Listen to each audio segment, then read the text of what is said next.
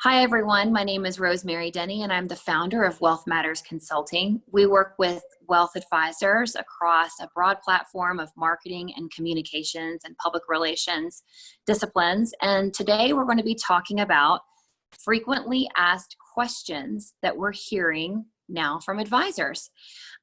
One of the most frequently asked questions that we hear today is, how do you communicate with ultra high net worth families? So today here to explore this topic, I have Wealth Matters Director of Communications, Carrie Wanas, and we're going to be diving into this topic today. Thank you for the introduction. One of the questions we hear most from firms is, how do I communicate with ultra high net worth families? What do they want to hear about, and what do they want to hear about from me? That is an excellent question. And what I would tell most advisors is that you already know how to communicate with ultra high net worth families, and that most likely you've built a successful practice around communicating with those families. The easiest place to start is looking at the challenges and the problems and the real life conversations that you're already having on a day-to-day basis.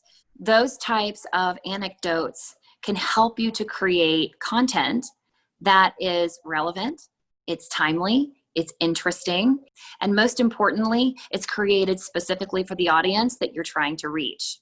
So what would you say then, Rosemary, is the best way to get that content in front of the families advisors are trying to reach?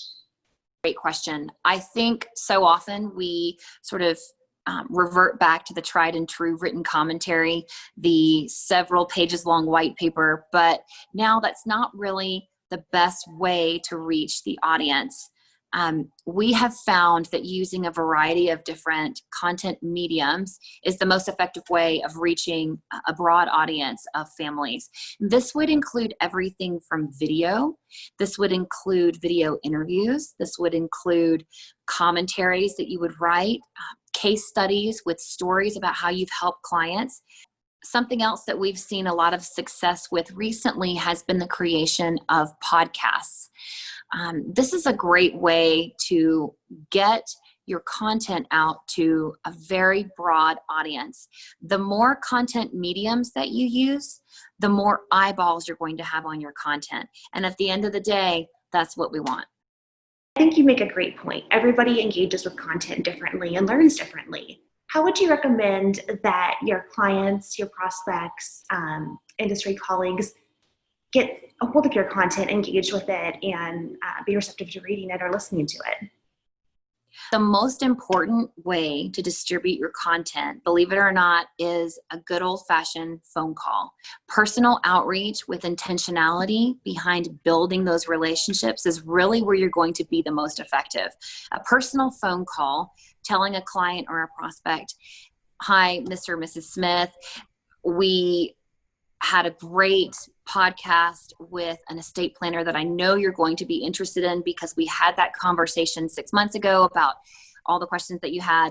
I really think this would be a great opportunity for you to tune in and listen." Those kinds of relationship building conversations are without a doubt the most effective way to build relationships and communicate with ultra high net worth families.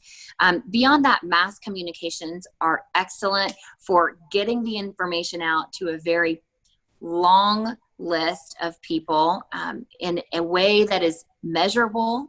We can track this on the back end with technology and see how it ties into your website traffic. So even though we always say that personal outreach is the most effective way, we also would say that sending it out across a broad email platform like MailChimp also works very well.